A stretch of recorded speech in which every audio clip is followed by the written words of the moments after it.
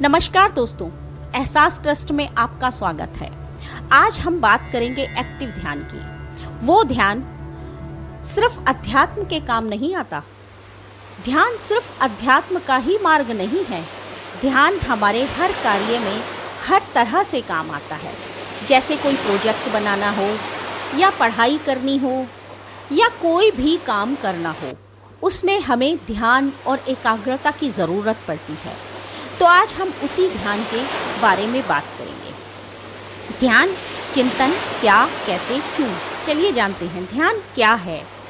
यानी किसी वस्तु या किसी विशेष या इच्छा पर अपने मन को एकाग्र करते हुए, केंद्रित करते हुए उसे चिंतन करना, उसे याद करना, चिन्हित करना, यानी कि अपने लक्ष्य और विचारों से प्रारूप देना या फिर एक शरीर या तन में परिवर्तित करना।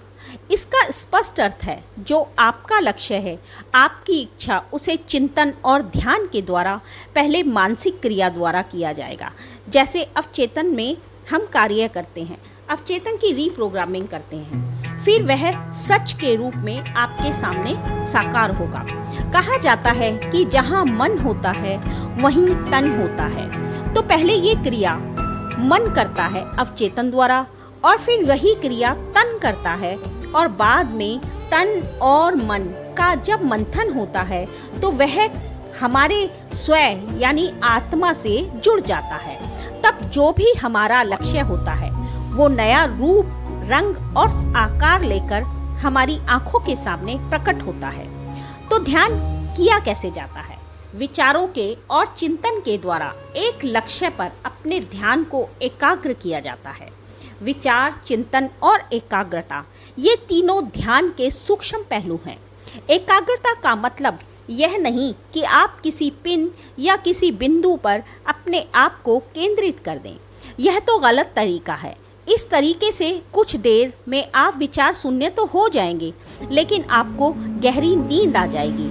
यह तरीका ऑटो सजेशन के काम आ सकता है, जिसे हम हिप्नोटिज्म के नाम से भी जानते हैं। इससे ध्यान में कुछ लाभ तो मिलता है और काम भी हो जाता है, और जिसके लिए हम ध्यान केंद्रित कर रहे हैं। मगर जब कभी भविष्य में व्यक्ति को होश आता है या हिप्नोटिज्म की निद्रा टूटती है, तो उसे पता चलता है यह तो काल्पनिक था, क्योंकि कल्पना को सत्य करने में वक्त लगता है।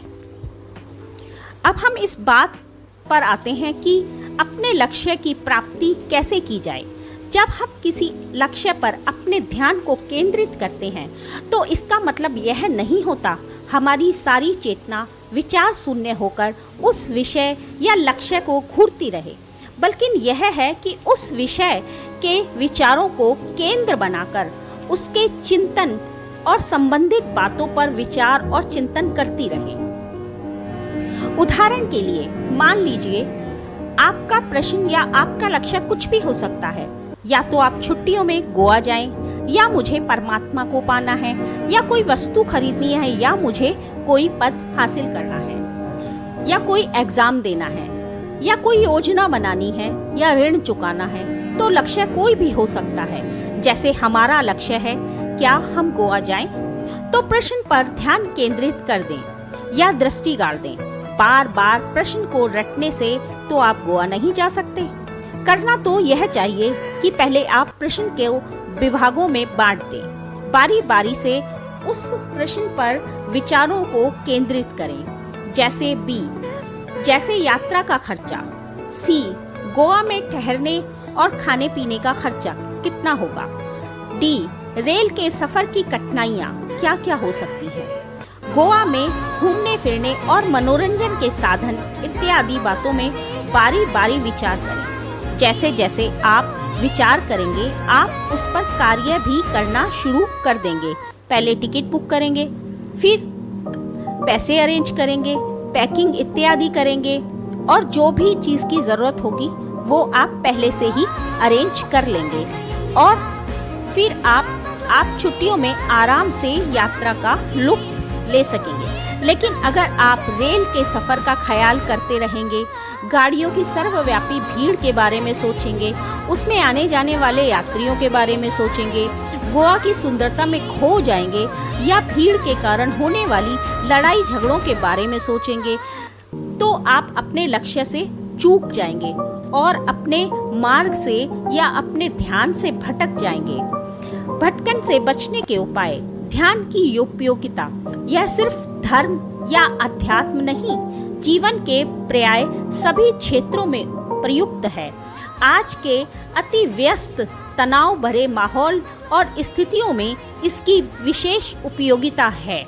अभी से ध्यान को सीखो, अभ्यास करो, अपनाओ और लाभ उठाओ। Thank you. आपका दिन शुभ हो। चैनल को सब्सक्राइब करना ना भूलें।